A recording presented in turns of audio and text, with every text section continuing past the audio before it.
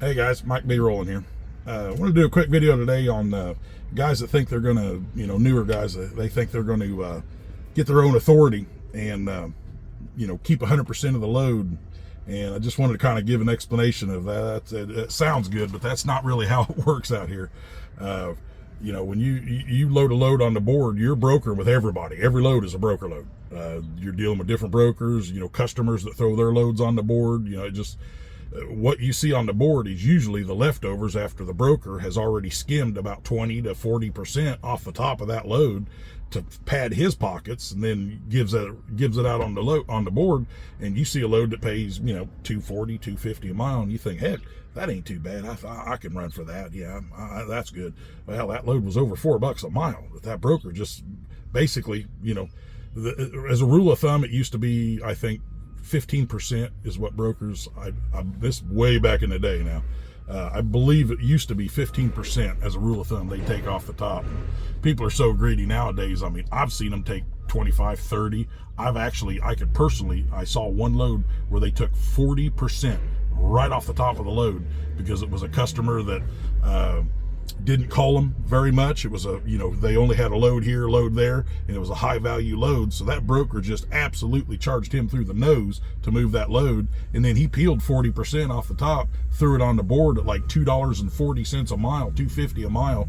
And, I move it for that all day long, and I'm like, yeah, I know how much this load's paid. You're not moving it on my rig for $2.50. Bye-bye, into that conversation. But I wanted to put it out there that I've done both ways. I've been leased on to companies. I've run under my own authority, and now I'm back leasing on with companies for many, many years. You're better off.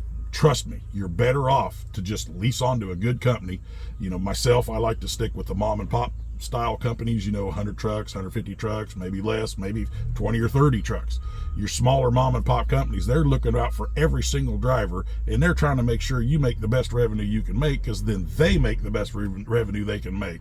Where you go with these big mega carriers, they're stirring and shaking every tree and bush and everything just to keep their rigs rolling. They'll take any load for anything. I mean, they haul some cheap freight just because they're too big. They can't maintain a fleet of that size efficiently.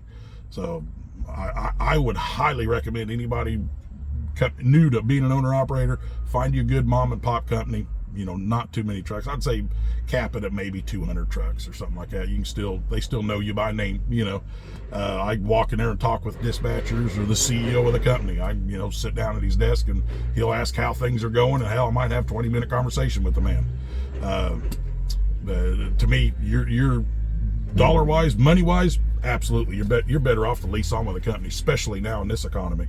But even when the times are busy, you've got, they've got their customers, they've dealt with them for years, they're getting good rates.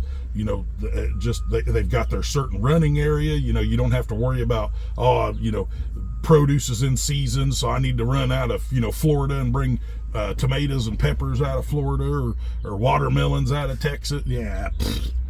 Now just get a good mom and pop. They know where to send you, they know where not to send you, and they know how to keep you in the money area, and keep you going.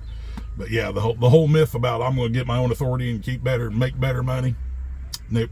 Not that one exception to that rule would be if you get your own authority and you have a customer, and you're like, say, you live around the Indianapolis area, say, you've got a customer there around Indianapolis that has a ton of freight going outbound. You would likely use a broker to get a load coming back to the Indy area to service your customer. That scenario, I could say, yeah, you probably do a little bit better with your own authority. You find a customer that has round trip loads, like maybe you're taking racks full of something, auto parts or something, to a customer, and then dropping those, grabbing empty racks and bringing them right back, A to B, right back to point A. I'd say, yeah, if you've got a contract with a customer, go ahead and get your own authority in doing that. You can do pretty good. But anybody who doesn't have a customer and they're out there just trying to run the boards, nope, you're not making any more. You're making less than the owner operators that are leased to mom and pop companies, or, hell, running the boards. You're probably making less than some of the guys running the mega companies, because, like I said, they'll haul anything, just keep their rig moving. They'll relocate a rig at 25 cents a mile profit just to get him out of a bad area. Well, number one, you never should have went to that bad area. Number two, if you did have to go to that bad area, you should have charged double rate on your way down, make your money going in, because you know you're bouncing out. I'd never pull a load that cheap. I'll bounce 300 miles before I'll pull a load that cheap. But you know, Texas, one of the worst states to run to. You're going to run into Texas, you better get your money coming in, because you're either going to take something really cheap coming out, or myself, I don't care if it's a 400-mile bounce. If you take a load out of Texas for $1.20, $1.50, whatever stupid rates they're offering these days. It's been quite a few years, so I'm not sure what the rates are coming out of there, but you know, they might offer, last time I was down there, they were offering about $1.75 coming out of there. I laugh at that. No way. I bounced from Austin, Texas. No, what wasn't Austin? Houston. I bounced from Houston, Texas. I started looking at the board because I knew I wanted to get back up to the Midwest. I started bouncing, and I found a load coming out of Memphis. I bounced all the way to Memphis, but I got $4 a mile coming out of Memphis. I made more money by bouncing all the way to Memphis and grabbing a load to Indy than I would have grabbing a load out of Houston going to Indy at $1.75.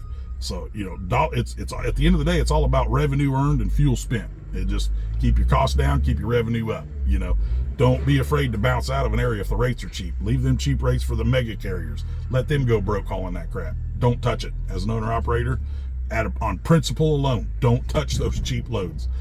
But anyway, just want to do a short video and kind of talk about getting your own authority. Unless you've got a dedicated customer and a contract with that customer, I wouldn't do it. It's not worth it. Anyway, catch you all later. Have a good day. You know the deal. Like, share, subscribe. If you think you know somebody looking to get into business and they got questions or something they'd like answered, hook them up, man. Share the channel. I appreciate it. We'll catch you all later.